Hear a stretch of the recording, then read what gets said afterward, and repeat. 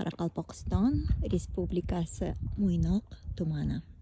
Bugun 2025-yil 24-mart. Ertaga bu joyda xalqaro tadbir o'tkaziladi.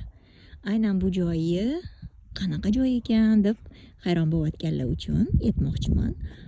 Bu bolalar oromgohi, oq kema va uni direktori mana Zirham bilan suhbatlashamiz oq kema haqida. Oq kema oromgohi 1920-yil 16-iyunda karantin paytida ochilish marosimi bo'lib o'tgan. Ochilish marosimi juda ham zo'r, hammaning tumanning barcha xalqning 70 yoshdan 7 yoshgacha hamma xalqning bolajonlarning quvonchi, xursandchiligi bilan zo'r ochilish marosimi bo'ldi. Shundan bilan 5 yil o'tishdi. 5 yilning ichida bizlar respublikadan, tuman va shaharlardan 10 mingtadan ortiq bolajonlarimizni yaxshi dam oldirdik. Hamma kelishda ham xursand, ketishda ham xursand bo'lib ketishadi bolajonlarimiz. Har bir smenada 250 ta bolani qabul qilamiz. Har yili yozda, faqat yozda emas, qishki, kuzgi va bahorgi ta'tilda ham bolajonlarni qabul qilamiz.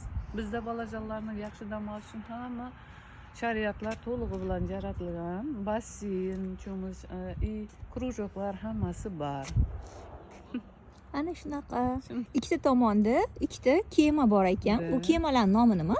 Bu kemalarning bittasini Arzu kemasi deb va bittasini Umid kemasi deb nomlangan. Sababi bu Qoraqalpog'istonning barcha bolajonlarining orzu armonlari ishga oshdi, umidi degan nom bilan bu ikkita kemaga Arzu va Umid deb nom berganlar. Ana shunaqa ikkita kemani kim ko'rishni xohlasa, Mo'ynoqdagi aynan oq kema bolalar oromgohiga kelib ko'rishi mumkin yoki bizni kanaldan yana kuzatish imkoniyatiga egasiz.